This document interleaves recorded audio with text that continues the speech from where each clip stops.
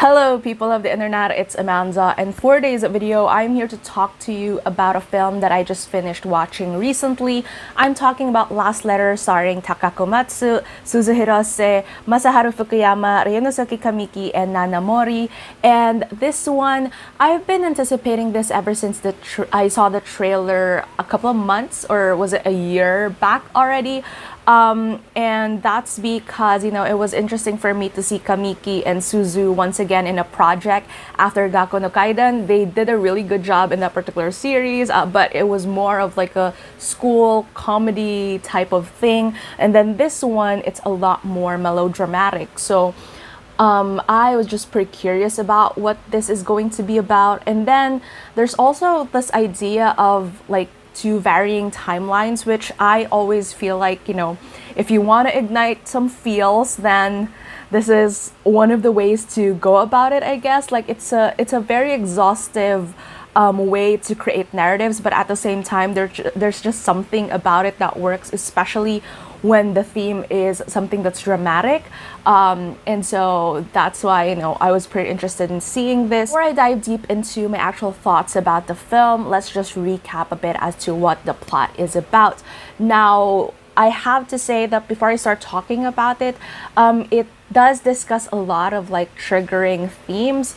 So if you're not into that, then I suggest you either click off or you don't watch this film at all, because they really talk about certain topics in detail, or we discover a lot in the narrative about the story of this film that might be triggering for some people.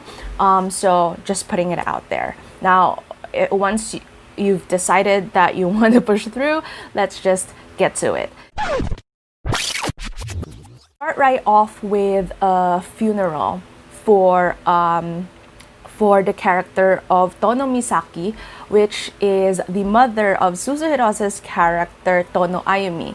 Now, Misaki is also portrayed by Suzu, and it was explained that the reason why they don't have like an older photo of her in the funeral is because later in life she didn't really have a lot of photos taken, so it was really more of like her younger photo that was being displayed, and it was said that, it was like Ayumi is her reincarnation, mainly because of the idea that they really, really resemble each other.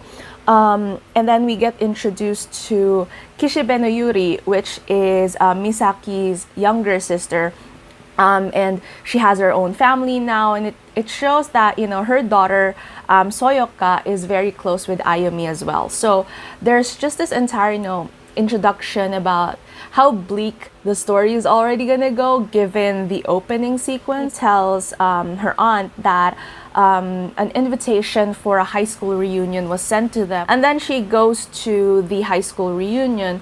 But the thing is, a lot of people, given apparently when Misaki was still in high school, she was the student council president, student council representative. She's pretty popular, and so a lot of people are pretty curious about, how she's been or anything like that. So as soon as Yuri walks in, people sort of like assume that she's Misaki, and they started like fawning over her and stuff like that. So she didn't get the opportunity to tell them that she's not her sister, and at the same time, like that her sister has passed away. But one thing that pops up from that particular experience is that she meets her first love, who is her senior, and from there, like he sort of like tries to talk to her, thinking that she is her sister, and they exchange numbers. And then on her way home, Kyoshiro texts her and tells her that, I'm still in love with you even after 25 years. So that sort of like launches this entire story. Now, I wouldn't want to like tell the entire story as it is in this video, so I'll just jump right off from my thoughts about, everything that has happened, sort of like the themes, and like what's the narrative like, basically. To me, I guess this story is definitely, it's a drama. Like if you're expecting, I don't know, a lot of like this and that and a lot of like exciting parts, it's really not this one. It's not a mystery, it's not anything, but it's really more of just a straightforward story of how the lives of people, which I feel like is something that's pretty common with J dramas or J movies in general, is that rediscovering not just the life of the person who's passed away, but also the life of the people that he or she has left behind. And I like that idea that, you know, it's these types of stories, as compared to like how Western stories usually treat these types of narratives, is that it's not necessarily blaming people, but it was really more of like people looking back at the circumstances that might have led up to certain events and then making them finally move on from it. Apparently, we learned that Misaki didn't actually die from an illness, as in contrast to what her family was telling people, but rather she committed suicide. And Ayumi, her daughter, was sort of like up in arms about it in a way, because she couldn't understand like why her mother's pain, even until the end, you know, was making it seem like, you know, if they tell people how she really went, then it's like everything would be her fault. So they try to like cover things up, and she didn't like that idea. Another thing about this is, so Kyoshiro became a novelist, and the novel is basically about Misaki, and it's sort of like, to me, how it seems like is, there's this sort of like fictionalization that also has to do with his perception of her. Like all of them has very different perceptions of Misaki, and it's kind of interesting how, you know, how we do this to people in our lives sometimes, where we, because of our certain biases as to how we feel about them, we have a smokescreen as to who they actually are, and we try to look at them in the lens that we want to see them in. And I feel like that's how this entire narrative is like.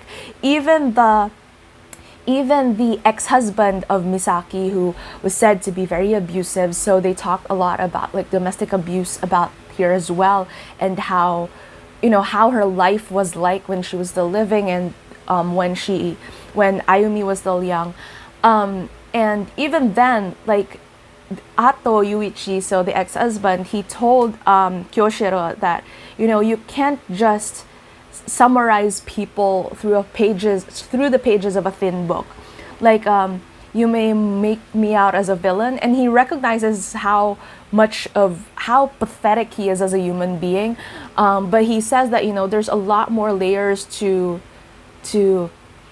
me than just, you know, what you hear.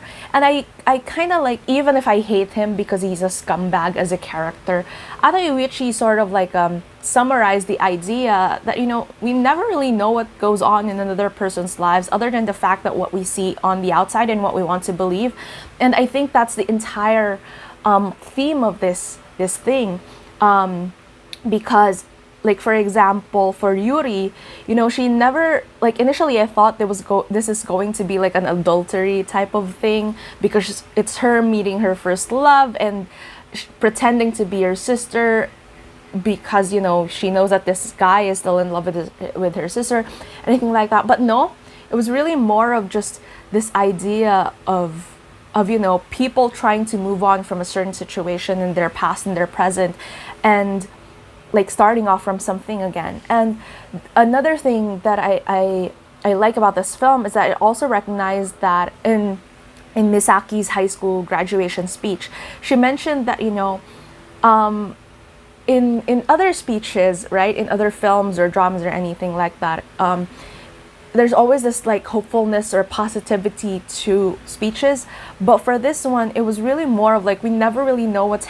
going to happen in our future, and there are a lot of like possibilities that could happen, and it can be a positive or a negative possibility, but at the end of the day, it's really more of like going back to this place in our past and looking back at these small moments or small wins happening, where we're free to do or free to decide who we want to be, even if, you know, that's not what our future holds for us. And I don't know, like for me, This movie, it's far from perfect. Like, there are a lot of things here that I still have to ask, or I feel like, you know, if this was a novel or anything like that, I feel like I would be getting a lot more details or just something like that.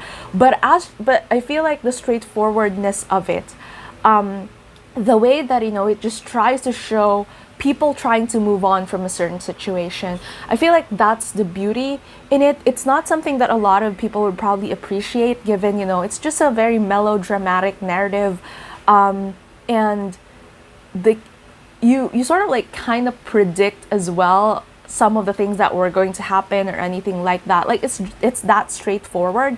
But I do feel like the small nuances in terms of acting, the wistfulness of the cinematography, and just the idea of, again, the narrative and how it moves from one thought to another.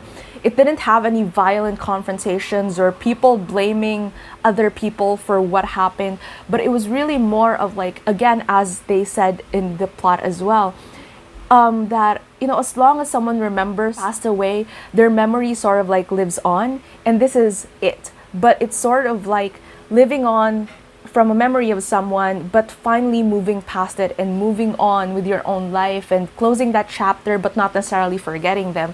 And I think that's where the beauty of Last Letter lies. Like, again, not the most, you know, brilliant film, I would say, but if you're looking for something that I know that is straightforward, that has a little bit of like heart-wrenching moments to it or anything like that, and really wants to like absorb into this idea of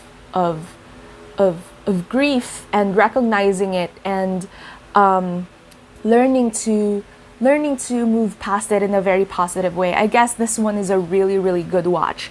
And yeah, so that's basically that. Now, I don't know if this makes any sense or anything like that. I feel like I just, as usual, just threw out all my thoughts out here. But I hope that you enjoyed this video. I hope that if you're going to see this film or planning to see this film, or if you've seen it, then tell me down in comments below what are your thoughts on it. If you like this video, please give it a thumbs up, and if you're new to my channel and you would want to hear more from me, please hit subscribe. Thank you so much for watching this video, and I hope to see you again soon in a new one.